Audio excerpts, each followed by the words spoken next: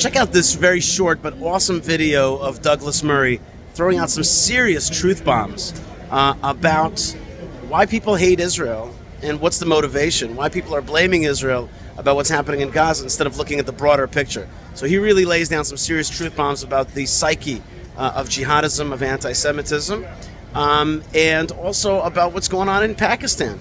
So there's some really amazing things that he says here in a very short interview. Check it out, very strong. Let me know what you think.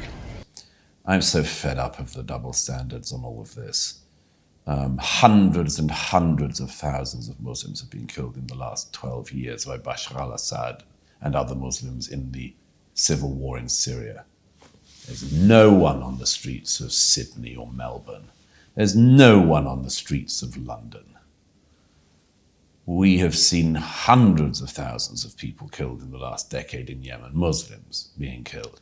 There's no one on the streets of Melbourne. Nobody is standing outside the Sydney Opera House calling gas the Hutu, or gas the Houthi, gas the Shia, gas the... Nobody's marching for the dead Muslims in Yemen. Their co-religionists, we're always told about, care so much about their co-religionists, don't give a damn about their co-religionists. They really don't. Muslims do not love other Muslims. They have no love for them. They have no love for the Palestinian peoples. None. If they had any, the Jordanians would have taken in the West Bank Palestinians, the Egyptians would have taken in the territory they used to run, the Gaza, and own the Gaza, and they would have taken in the Palestinians from the Gaza. Why have the Egyptians made sure that not one Palestinian is allowed to leave Gaza? Why do they make sure that their border wall is tough as anything? What do they mind? One thing: Jews living. Jews living and Jews winning. It hits them deep in their soul, in their psyche. It's an ancient, ancient hatred. Perhaps the most ancient among the monotheisms. And the deepest and the ugliest, the nastiest, and the one that has been least addressed. And we've imported it. As we sit here, roughly the same population of Gaza is being forcibly moved by the government of Pakistan. Almost 2 million Muslims are being moved by the Pakistani authorities into Afghanistan. Okay, we have a very large Pakistani community here in the UK. If their country of origin can do that, why can't we? If it comes to that, if it has to come to that. Why does nobody notice this? Why is nobody saying this is an appalling war crime by the Pakistani government? Well, only because there are so many Pakistani politicians and others in the UK and other countries who have a deep connection to their country of origin and would never want to see it looked at in a bad way. They will not criticize that. They haven't said a word about that.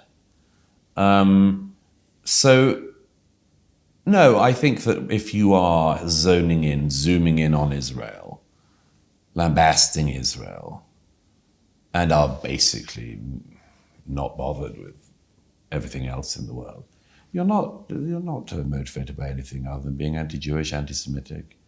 Of course, and it just has to be said. I mean, I've said this so many times that I tire myself with it, but it's necessary to say anti-Semitism is a shapeshifter. It's a shape-shifting virus. It can come from anywhere. At times in the past, it was the case that people didn't like Jews because they were seen to be a different religion and strange and different, and so they were hated for their religion. Then after the wars of religion, you couldn't hate anyone for their religion, so people started to hate the Jews for their race. Then after the Holocaust, you couldn't hate people because of their race anymore, so people hated the Jews because of their nation. On and on. It's always been like that. Okay, I hope you enjoyed Douglas Murray as he laid out some serious truth bombs. And here I am in Brooklyn, looking at New York City, and I'm thinking about my country. I'm thinking about Eretz Yisrael. I'm thinking about building Eretz Yisrael, and I'm thinking about the challenges, and I'm thinking about the world that, wants to shrink Israel. And that's really a category I've come up with recently, which is like Israel shrinkers. That's the folks that want to shrink Israel, want to see us weakened. And what we need is actually to be a big Israel, a strong Israel. And we got to know the psychology of our region. We got to understand what the real psychology is of the world towards Israel. There's a lot of folks that are Israel shrinkers. They want to see Israel weak. They don't want to see the redemption of the Jewish people in the land of Israel. They don't want to see us defeating our enemies. They want to see us balanced off our enemies. Maybe they want to sell us arms. Maybe they want to, maybe they don't like God too much. Maybe they don't like Jews too much. Maybe they don't like a strong Israel for various reasons. Maybe they're jealous. Maybe they're, part of the old Arab states' jealousies. And then there are people out there that are Abrahamic, a part of the Abraham Accords, part of the Abrahamic region.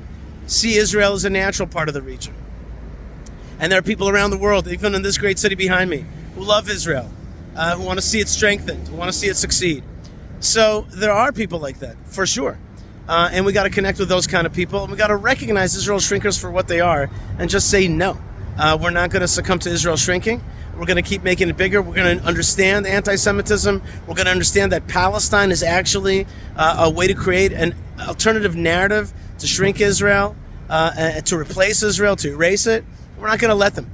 We're not going to fall for anti-Semitism that masquerades as, a good idea of how to make peace when it's not going to make that peace. So in short, we're going to be strong. Am Yisrael Chai. Israel is Chai. Yerushalayim is Chai. New York is Chai. And the world is going to be a place that benefits from a strong and healthy Israel, a godly vision for this whole world that really is going to be a light to the nations and, of course, to protect the Jewish people. God bless you folks wherever you are, and shalom. Remember, sign up, subscribe, and be part of it. Peace.